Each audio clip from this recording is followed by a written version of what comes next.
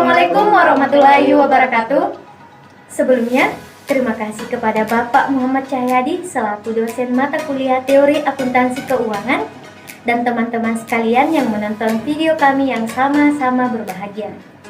Perkenalkan, kami dari kelompok 5 Universitas Fajar Makassar yang terdiri dari 3 orang. Saya sendiri Rizka Hapsari selaku moderator pada kali ini.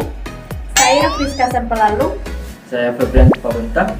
Nah, untuk mempersingkat waktu, kami akan mempresentasikan mengenai konsep beban dan biaya. Jangan lupa saksikan ya. Nah, teman-teman sekalian, kami dari kelompok 5 kali ini akan membahas 4 submateri. Yang pertama, ada pengertian beban dan biaya. Yang kedua, ada biaya dan rugi. Yang ketiga, ada pengukuran dan konsep biaya dan rugi. Dan yang keempat, ada konsep penandingan atau biasa disebut dengan matching. Nah, untuk mempersingkat waktu, materi pertama akan dibawakan oleh saya sendiri. Baik, materi pertama, pengertian beban dan biaya.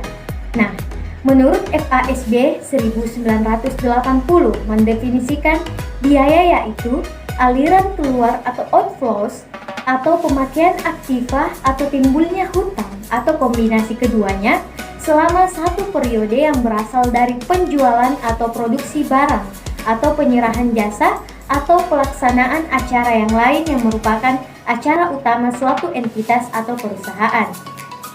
Sedangkan menurut IAI 1994 mendefinisikan biaya atau beban yaitu penurunan manfaat ekonomi selama suatu periode akuntansi dalam bentuk arus kas atau berkurangnya aktiva atau terjadinya kewajiban yang menimbulkan penurunan ekuitas yang tidak menyangkut pembagian kepada penanaman modal.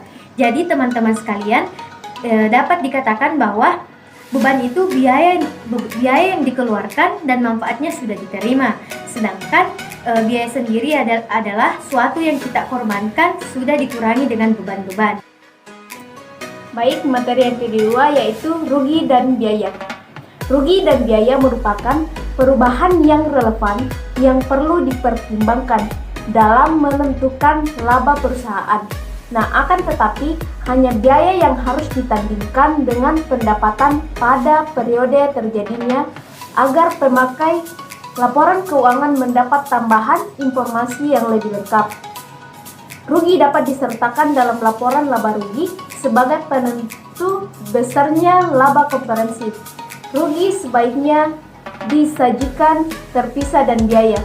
Koreksi terhadap besarnya biaya periode lalu tidak dapat diperlakukan sebagai rugi. Koreksi tersebut harus diklarifikasikan secara terpisah sebagai koreksi kesalahan periode sebelumnya. Terima kasih. Baik, materi yang ketiga yaitu pengukuran dan pengakuan beban biaya. Pengukuran biaya sejalan dengan penilaian aktiva, biaya dapat diukur atas dasar jumlah rupiah yang digunakan untuk penilaian aktiva dan utang. Oleh karena itu, pengukuran biaya dapat didasarkan pada yang pertama kos historis, yang kedua kos pengganti atau kos masukan, dan setara kas. Pengakuan biaya. Pada dasarnya, kos memiliki dua kedudukan penting, yaitu sebagai aktiva atau potensi jasa dan sebagai beban pendapatan atau biaya. Atas dasar konsep kontinuitas usaha, kos mula-mula diperlakukan sebagai aktiva dan kemudian baru diperlakukan sebagai pengurang pendapatan atau biaya. Misalnya, kos persediaan pada awal dicatat atau diakui sebagai aktiva. Apabila kos tersebut telah dinyatakan keluar atau dijual untuk menghasilkan pendapatan, maka kos tersebut dinyatakan sebagai biaya dengan nama kos barang terjual. Baik, teman-teman sekalian, materi yang terakhir yaitu konsep penandingan atau matching. Yang dimana konsep penandingan ini adalah konsep yang dimaksudkan untuk mencari dasar hubungan yang tepat dan rasional antara pendapatan maupun biaya.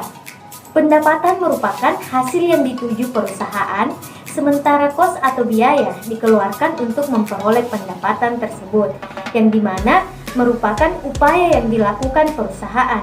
Dengan demikian, pendapatan harus ditandingkan dengan biaya yang diperkirakan telah menghasilkan pendapatan tersebut agar dihasilkan besar laba yang tepat. Nah, berikut cara membandingkan biaya dengan pendapatan ada 3. Yang pertama, hubungan sebab akibat. Yang kedua, alokasi sistematis dan rasional. Dan yang ketiga, pembebanan segera. Terima kasih. Nah, teman-teman sekalian, itulah presentasi dari kelompok kami. Apabila banyak kesalahan mohon dimaafkan, karena kesempurnaan hanya milik Allah Subhanahu wa Ta'ala dan judul lagu Rizky Febian.